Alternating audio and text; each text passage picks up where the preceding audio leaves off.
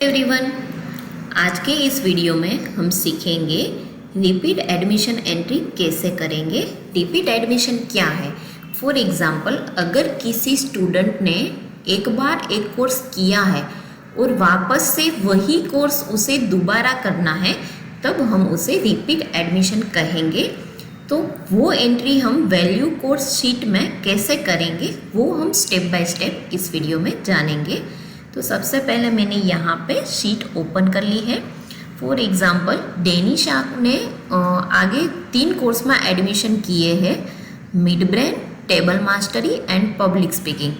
अभी mid brain का course complete हो चुका है और वापस से पेरेंट्स चाहते हैं कि हमें बेटर इम्प्रूवमेंट के लिए मिड ब्रेन कोर्स को रिपीट करवाना है।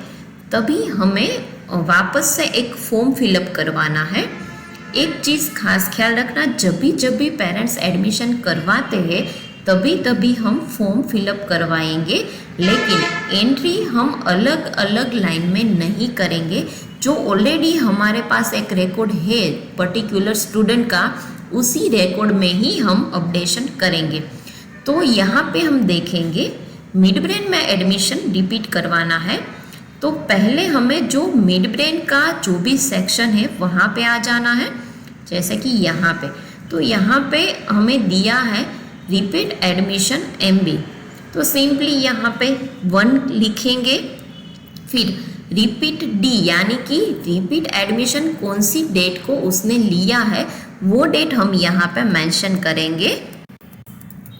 इसे रिपीट फी, अभी क्या है कि हम विथ GST ही एडमिशन करते हैं, लेकिन जब भी रिपीट एडमिशन आता है तो हमारा एक फिक्स सिस्टम है कि रिपीट के लिए हम सेम फीस चार्ज नहीं करते हैं। रिपीट के लिए हम 700 चार्ज करते हैं, तो हम यहाँ पे 700 लिखेंगे, या फिर इसमें कोई अपडेशन भी हो सकता है, तो वो आपको एक बार कंफर्म करना है फीस में, रिपीट फीस में। तो हम यहाँ पे 700 लिखेंगे क्योंकि इसमें GST अवेलेबल नहीं है। यहाँ पे ये प्रोसेस कंप्लीट हो चुका है, हमें यहाँ पे डेटा मिल चुका है कि पर्टिकुलर स्टूडेंट का रिपीट में एडमिशन आया है। यहाँ पे भी हमें मेंशन होगा कि रिपीट फीस कितनी दी है और कितने रिपीट एडमिशन्स आए हैं, इसीलिए हम यहाँ पे 1 लिखवाते हैं। जो यहाँ पे हमने लिखा है 1, वो इसीलिए लिखा है कि आगे भी किसी कोर्स में भी वो रिपीट करे तो हमें पता चलेगा पर्टिकुलर स्टूडेंट ने कितने कोर्स हमारे यहाँ से रिपीट करवाए हैं।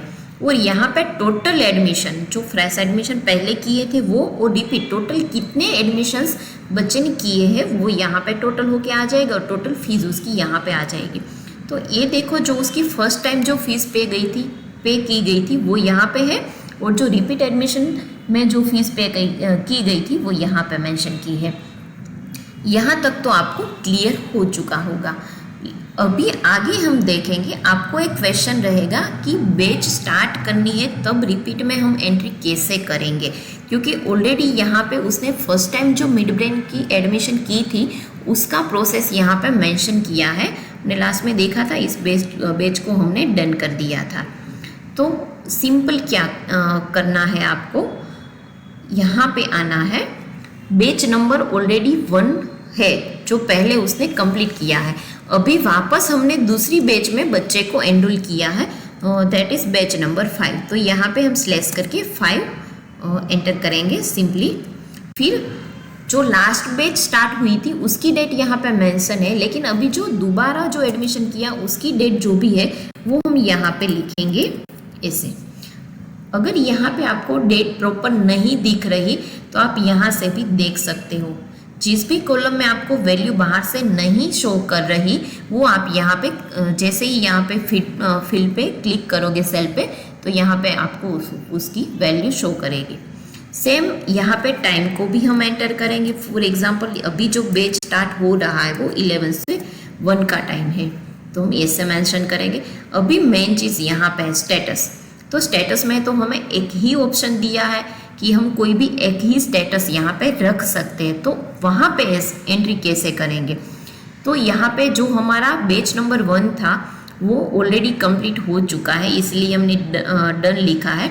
तो यहाँ पे हम कमेंट्स में जाएंगे, राइट क्लिक करेंगे, सेल पे क्लिक करके राइट क्लिक करेंगे, यहाँ से आएगा इंसर्ट नोट और बैच 1 यहाँ पे मैंने इसीलिए लिखा है क्योंकि यहाँ पे बैच 1 मैंने पहले लिखा था कि बच्चे का जो फर्स्ट टाइम एडमिशन हुआ था वो बैच 1 में कंप्लीट हुआ था, इसलिए यहाँ पे हम लिखेंगे बैच 1 और उसका स्टेटस क्या है, डन है। तो मैंने यहाँ पे डन लिख दिया। अभी जो कोर्स रनिंग है उसका स्टेटस क्या है, अभी मुझे बैच स्टार्ट करना है जो रिपीट में एडमिशन किया है, तो हम यहाँ पे रनिंग लिख देंगे। फिर यहाँ पे सेशंस ऑलरेडी 4 सेशन कंप्लीट हो चुके हैं फर्स्ट बैच में। अभी फॉर एग्जांपल जो हमने रिपीट एडमिशन किया था वो बैच भी क्लोज हो चुका है, तो हम यहाँ पे डन किया हमने। और यहाँ पे हमें लिखना है कि रिपीट में उसने कितने सेशन लिए, तो स्लैश करके फॉर एग्जांपल 5 सेशन।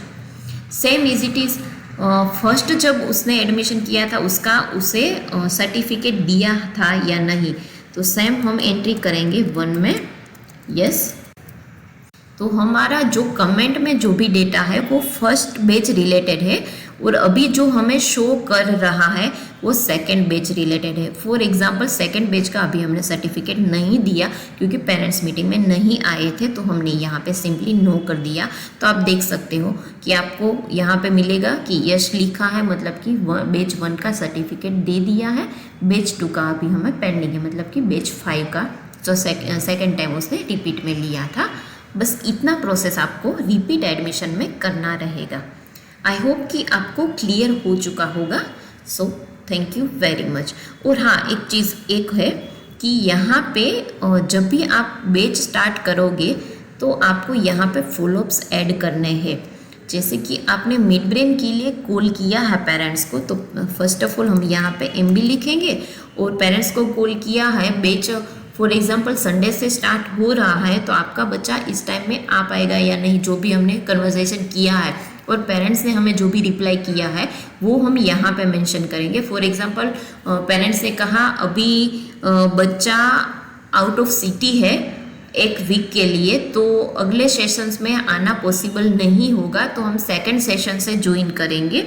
तो हम यहाँ पे लिखेंगे student is out of city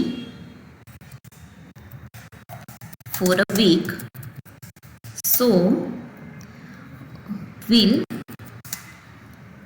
join from second session। और जिस टीम मेंबर ने बात की है पेरेंट्स से उसका शॉर्ट फॉर्म रहेगा यहाँ पे, और कौन सी डेट को बात हुई थी वो भी हमें यहाँ पे मेंशन करना रहेगा। इस हिसाब से आपको कंप्लीट करना रहेगा। जो भी जितने भी फॉलोअप्स आपने किए हैं वो यहाँ पे मेंशन करना है। फिर अगर मिड ब्रेन का बैच एक बार क्लोज हो जाता है, फिर मिड ब्रेन रिलेटेड जो भी फॉलोअप्स है वो आप डिलीट कर सकते हो, और जो भी नया बैच आपको स्टार्ट करना है उस रिगार्डिंग फॉलोअप आप यहाँ पे एंट्री कर सकते हो। यहाँ पे एंट्री करना स्पेशली रिक्वायरमेंट इसीलिए है ताकि पेरेंट्स कभी कभी ऐसा भी करेंगे कि हमने एक बार एडमिशन करवा दिया, फिर आप लोगों ने हमारा फॉलोअप ही नहीं लिया, बैच स्टार्ट हुआ तो आपने हमें कांटेक्ट ही नहीं किया। तो हम यहाँ से देख सकते हैं कि हमने कब कब उसे कॉल किया था और उसका क्या रिस्पॉन्स आया था। तो इस हिसाब से हमें यहाँ पे कंपल्सरी मेंशन करना रहेगा। आई होप अभी आपको सब कुछ क्लियर हो चुका होगा। Thank you.